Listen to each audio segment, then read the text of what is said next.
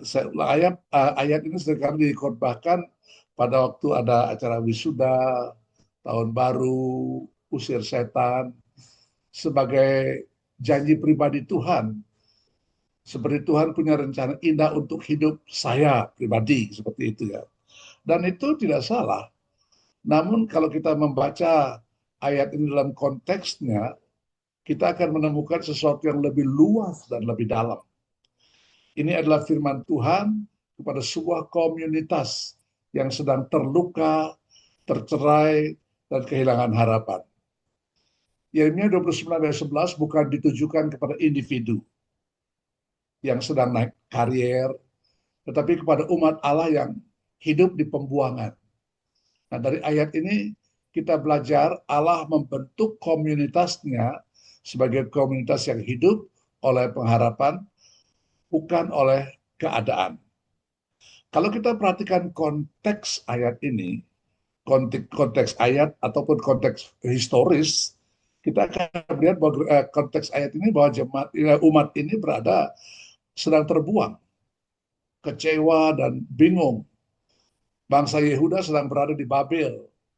Mereka kehilangan tanah air, mereka kehilangan bait Allah, mereka kehilangan identitas nasional, dan juga kehilangan spiritual atau hal rohani. Secara manusiawi, masa depan tampak gelap. Dan tambahan lagi, kalau kita baca pasal-pasal sebelumnya, dikatakan ada nabi-nabi palsu yang bernubuat bahwa tidak lama lagi, 2 tahun lagi, Babel akan dipatahkan dan kita akan merdeka pulang kembali. 2 tahun lagi, itu nubuat nabi palsu. Sangat kontradiksi dengan Yeremia yang bernubuat bahwa 70 tahun. Nah saudara, 70 tahun ini berarti banyak yang tidak akan kembali. Andai kata mereka yang terbuang itu pada waktu itu usianya 50 tahun atau 40 tahun. Ditambah 70 tahun, orang-orang itu sudah mati, tidak akan kembali. Dan Tuhan mengizinkan periode yang lama ini. Tetapi penderitaan ini bukan sesaat, saudara. Dan justru di situ Tuhan berkata, aku mengetahui rancangan-rancanganmu, rancangan-rancangan apa yang ada padaku mengenai kamu. Nah, ini mengungkapkan Tuhan tidak kehilangan kendali, saudara. Tuhan tidak kehilangan kendali. Pembuangan bukan kegagalan rencana Allah. Penderitaan dan kesakitan umat tidak mengartikan bahwa kesetiaan Tuhan itu ditiadakan. Bukan. Pengharapan Alkitabiah lahir bukan dari situasi yang baik, tetapi dari Allah yang setia. Kalau kita melihat dimensi komunitas di sini, artinya begini. Ayat 11 itu mengatakan, aku mengenal rancangan-rancanganku atas kamu.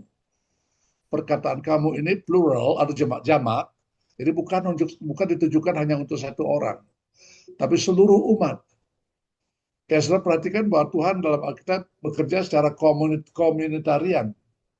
Alkitab mengatakan contohnya Allah memanggil Abraham bukan untuk membuat sebuah keluarga Abraham yang besar dan kuat, terkenal, tidak. Tapi untuk membentuk sebuah bangsa. Allah menebus Israel bukan membuat mereka sekedar bebas, tapi mereka menjadi bebas tapi sebagai umat Tuhan. Dan Yesus membangun gereja menjadi komunitas tubuh Kristus. Jadi iman Kristen bukan iman soliter, tetapi iman komunal. Karena itu pengharapan tidak hanya dijaga secara pribadi, pengharapan harus dihidupi bersama. Nah, kemudian kita melihat apa yang Tuhan katakan dalam sabdanya ini, aku mengetahui rancangan-rancangan apa yang ada padaku mengenai kamu.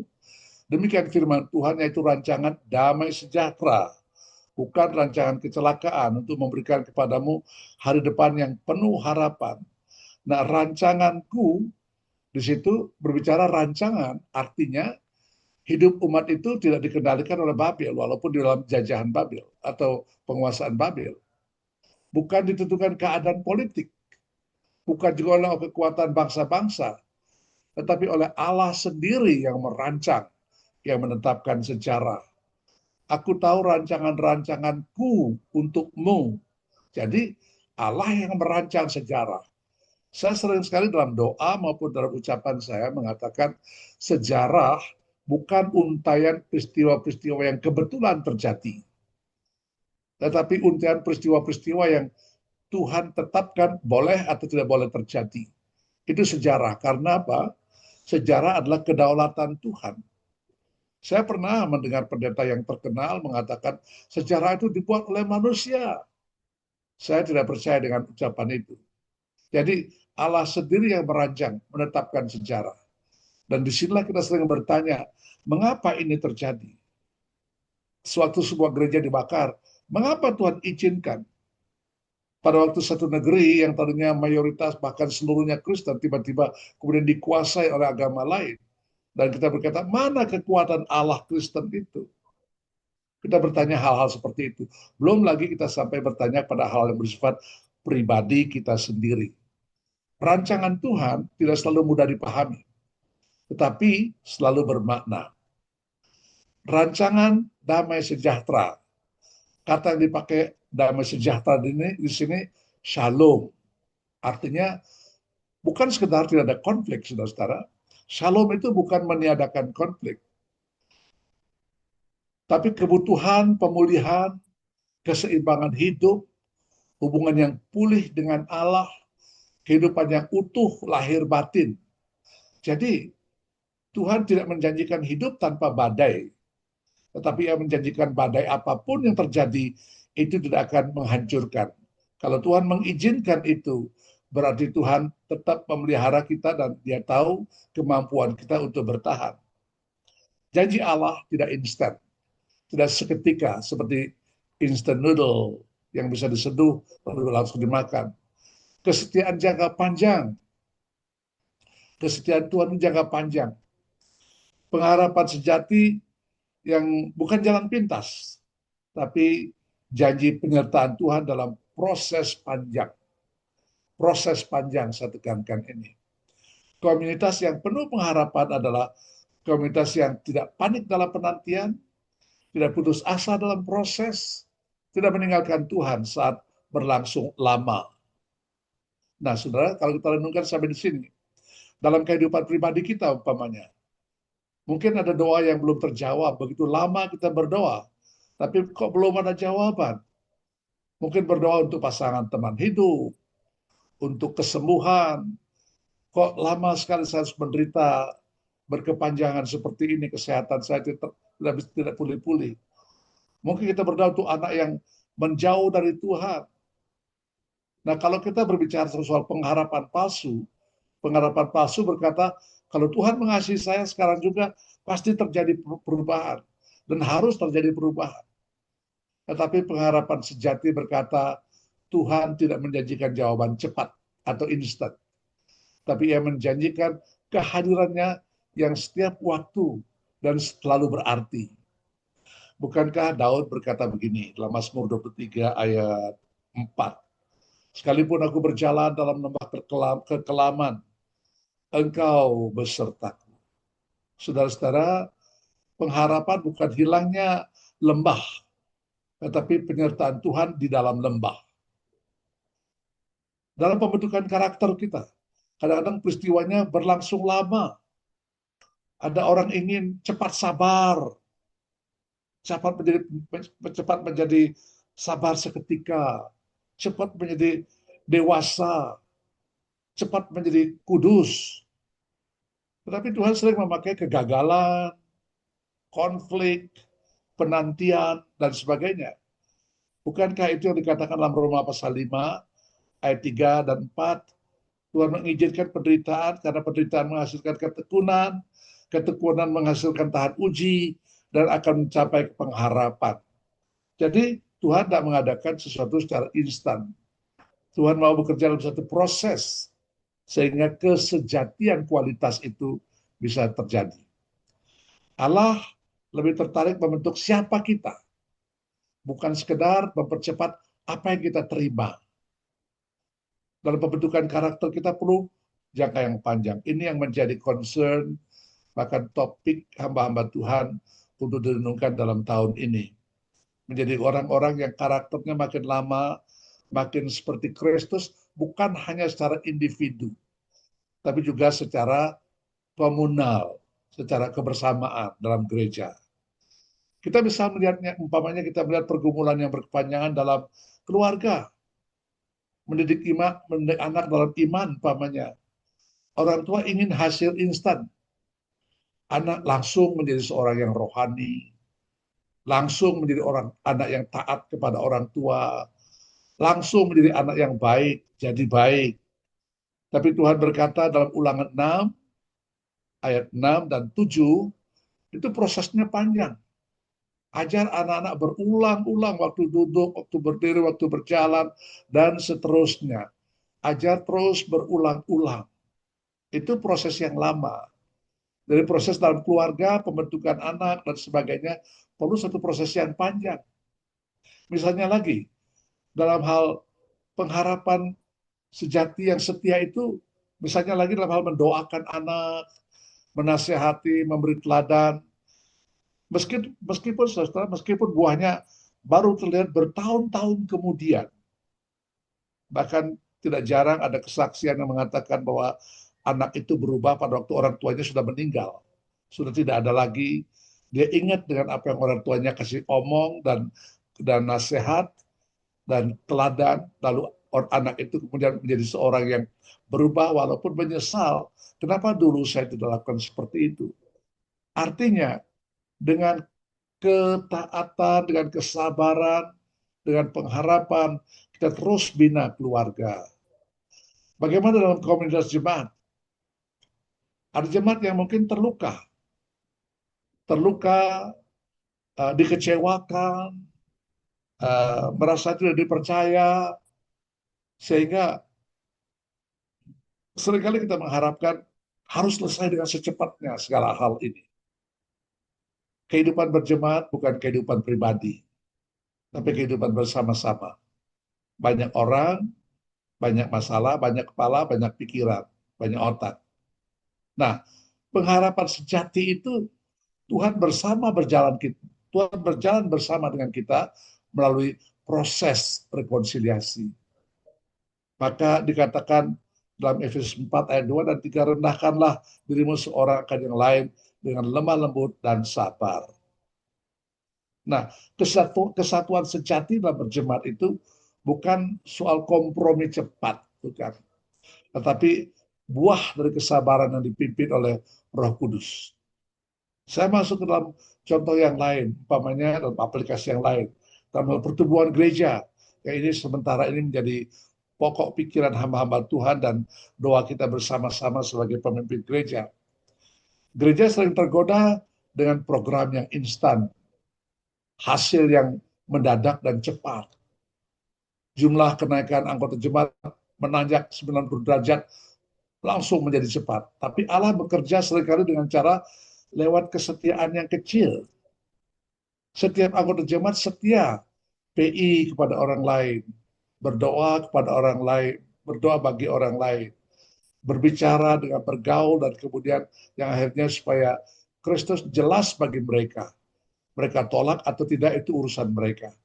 Tapi dengan setia, dengan kesetiaannya mungkin sifatnya sangat kecil. Bagaimana dengan pelayanan rutin dalam gereja? Kita lebih cepat putus asa, dan bahkan barangkali kita bisa mempunyai sikap yang berbeda. Bisa mutung juga bisa. Bagaimana dengan pelayanan rutin kita? Bagaimana dengan ketaatan sehari-hari kita? Paulus berkata, 1 Korintus 3:6, dia berkata, Paulus yang menanam, Apolos yang menyiram, Allah memberi pertumbuhan. Jadi, tugas gereja adalah setia, bukan tergesa-gesa. Saya ingin juga mencoba mengaplikasikan dalam perenungan saya tentang hamba-hamba Tuhan, kami sendiri, hamba-hamba Tuhan, dalam hal panggilan dan pelayanan. Kadang-kadang kita berpikir, saya nggak merasa ada perkembangan yang signifikan selama ini. Saudara, ini pengakuan saya pribadi, dan saya kira semua hamba Tuhan yang menginginkan kemajuan akan berkata yang sama. Kok pelayanan saya nggak begitu banyak maju ya? Ada hamba Tuhan yang berkata, saya sudah lama melayani tapi tidak kemana-mana rasanya. Tapi Yeremia sendiri, walaupun dia puluhan tahun melayani, tanpa kebangunan besar, dan sering ditolak, namun dia tetap disebut Nabi Tuhan. Paulus berkata dalam Galatia 6:9, jangan jemu-jemu berbuat baik. Kesuksesan pelayan diukur oleh kesetiaannya, bukan kecepatan hasil. Nah, saudara, kalau kita melihat lebih jauh lagi, janji Tuhan tentang masa depan yang bahagia, yang shalom itu menuntut respon. Jadi komunitas yang diperintahkan untuk hidup bukan untuk menyerah. Menariknya dalam Yeremia 29, di sini Tuhan memerintahkan umatnya untuk membangun rumah, menanam kebun, beranak cucu, mengusahakan kesejahteraan kota. Artinya apa? Artinya pengharapan bukan sikap yang sementara, tapi gaya hidup yang aktif dan bertanggung jawab secara kesinambungan. Saya pernah mengutip dalam khotbah saya menyebutkan tentang Luther. Martin Luther waktu ditanya, kalau kamu tahu Tuhan datang besok, apa yang kamu buat sekarang? Apa yang dia jawab? Saya akan tetap tanam jagung. Maksudnya, dia terus bekerja secara kontinu tanpa harus melihat itu terjadi maka saya berhenti bekerja. Tidak. Nah, komunitas yang penuh pengharapan tetap bekerja meski masa depan belum jelas. Tetap melayani meski keadaan tidak ideal. Tetap setia meski janji belum digenapi. Nah, terakhir saya ingin mengajak saudara memikirkan relevansinya bagi gereja masa kini, bagi kita juga. Kita hidup di zaman ketidakpastian global, krisis moral dan rohani. Saya baru saja membaca dengan kaget sekali seorang tokoh penganalisa Alkitab yang sangat terkenal. Tiba-tiba dia mengaku dia sudah 8 tahun selingkuh dengan seorang. Kemudian dia mengundurkan diri dari semua kegiatan dengan mengaku kesalahannya. Bukankah ini terjadi suatu krisis moral dan rohani? Dan banyak lagi kita contoh-contoh tadi jadi dalam persekutuan hamba Tuhan, kita juga menceritakan beberapa orang hamba Tuhan terkenal di dunia ini terprosok jatuh oleh karena uang, oleh karena wanita, oleh karena kekuasaan dan sebagainya. Kita hidup di zaman krisis moral dan rohani. Kita mengalami kelelahan sosial dan relasi. Banyak orang datang ke gereja dengan iman yang retak, dengan harapan yang tipis, dengan luka yang terlihat maupun terpendam. Jadi gereja dipanggil menjadi komunitas pengharapan, bukan komunitas penghakiman. Komunitas nostalgia masa lalu, atau komunitas keluhan tanpa iman. Tetapi gereja dipanggil untuk menjadi tempat orang belajar, mempunyai pengharapan yang dibangunkan kembali. Tempat orang melihat bahwa Allah belum selesai bekerja. Tempat di mana nampak Allah tetap hidup dan tidak akan mati. Yeremia 29:11 mengajarkan kita bahwa Allah setia di tengah pembuangan.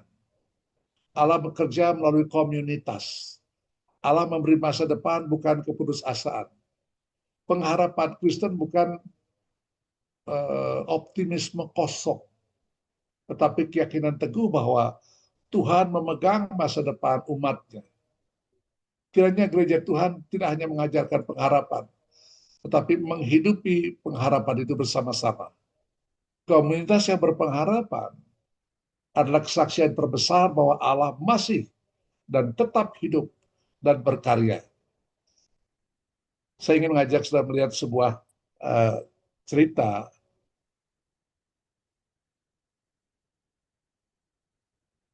tentang suatu kebiasaan, suatu adat di Afrika, dan kemudian dia ditinggalkan seorang diri di situ. Bapaknya seolah-olah pergi, tetapi kemudian dengan diam-diam anak itu dengan ketakutan, dengan semua jaga awas-awas sepanjang malam untuk membuktikan dia berani menghadapi apapun. entah harimau, binatang buas atau apa saja. Sepanjang malam anak itu ketakutan, tapi dengan mengangkat keberaniannya, dia melewati hari. Ketika matahari terbit, bapaknya yang dekat di situ memanggil dia. Ketika anak itu melihat bapaknya ada di situ, ternyata bapaknya sepanjang malam siap dengan tombaknya, dengan panahnya. Kalau ada sesuatu binatang yang mendekat, bapaknya lebih dulu akan memanah dia atau berkelahi dengan dia. Maka dengan demikian juga dengan hidup kita. Walaupun berkepanjangan, mengalami pergumulan, dan kita tidak tahu apa yang terjadi di depan kita tahun 2026 ini. Kita akan berjalan bersama dengan Tuhan, dan kita akan dipimpin oleh Dia karena rancangan Tuhan, bukan rancangan yang jahat, tapi rancangan yang indah, rancangan shalom. Mari kita berjalan menghadapi tahun ini ke depan dengan pegang firman Tuhan. Dia menyertai kita. Kita dengarkan, kita ikut nyanyikan sebuah lagu. Tuhan, aku tidak tahu besok ada apa, tapi God knows everything.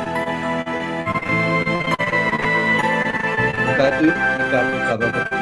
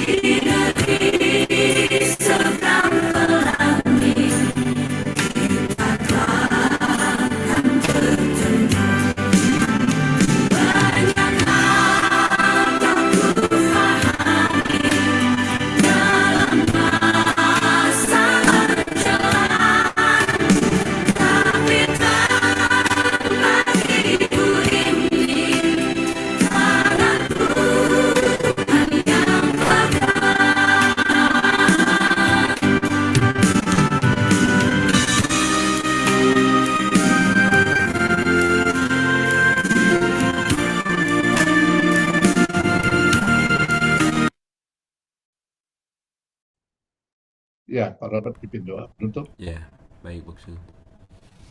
Mari Bapak, Ibu, dan Saudara sekalian, kita berdoa kepada Tuhan.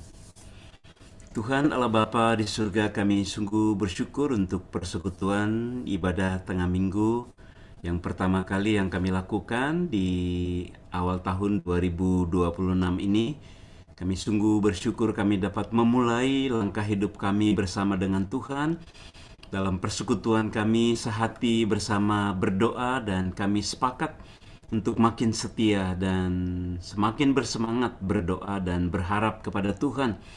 Dan sebagaimana firman yang sudah disampaikan kepada kami, kami tidak akan berjalan sendirian di tengah dunia yang sudah tercemar oleh dosa, yang sudah mengalami kerusakan dan sudah mengalami kejatuhan, dan dunia sedang dirusak oleh dosa itu. Kami juga bukan orang yang tidak memiliki pengharapan, tapi kami memiliki pengharapan yang teguh, yang jelas, yang kuat di dalam Tuhan yang memegang masa depan, di dalam Tuhan yang berkuasa atas waktu, di dalam Tuhan yang berkuasa atas seluruh hidup manusia. Tidak ada satupun yang dapat kami pertahankan di dalam dunia ini ya Tuhan. Semua yang kami miliki pun berasal daripada Engkau. Biarlah kebenaran firman yang sudah kami dengarkan itu menjadi kekuatan, pengharapan, penghiburan bagi kami. Tuhan memiliki rencana, rancangan shalom, rancangan damai sejahtera buat tiap-tiap kami, buat setiap keluarga, dan buat seluruh umat-Mu di GSRI Kebayoran Baru. Mampukan kami hidup dalam pengharapan itu, berjalan di dalam pengharapan yang kuat itu, sebab tidak ada yang sia-sia ketika kami berjalan bersama dengan Allah. Terima kasih untuk hamba-Mu, Bok Sumastra, yang sudah menyampaikan kebenaran firman. Tuhan juga yang terus pelihara, berkati, dan seluruh pelayanannya boleh menjadi berkat bagi banyak orang. Juga Ibu Datu yang sudah menjadi liturgos, dan kami semua yang sudah hadir di dalam ibadah persekutuan kebaktian tengah minggu pada malam hari ini. Sebentar kami akan berpisah satu sama lain. Kami akan melakukan aktivitas yang lain, bahkan juga ketika malam ini kami akan beristirahat. Kami percaya Tuhanlah yang menjaga, Tuhan yang melindungi kami, bahkan Tuhan yang berkemah di sekeliling kami. Biar itu menenangkan kami, dan juga kami bisa menerima istirahat yang baik, dan Tuhan memberikan berkat-berkat kesehatan, kekuatan, perlindungan bagi kami, dan berkat-berkat anugerah yang limpah. Jemaat yang dikasihi Tuhan, kembalilah ke dalam aktivitasmu, dan biarlah engkau memiliki pengharapan yang kuat di dalam Kristus yang memegang segala sesuatu dan memegang masa depan kita. Dan terimalah berkat dari Allah Tritunggal. Tuhan memberkati engkau dan melindungi engkau. Tuhan menyinari engkau dengan wajah-Nya dan memberi engkau kasih karunia. Tuhan menghadapkan wajah-Nya kepadamu dan memberi engkau damai yang sejahtera, yang limpah dan kekal, dari sekarang ini bahkan sampai selama-lamanya. Haleluya. Amin. Amin. Amin. Baik.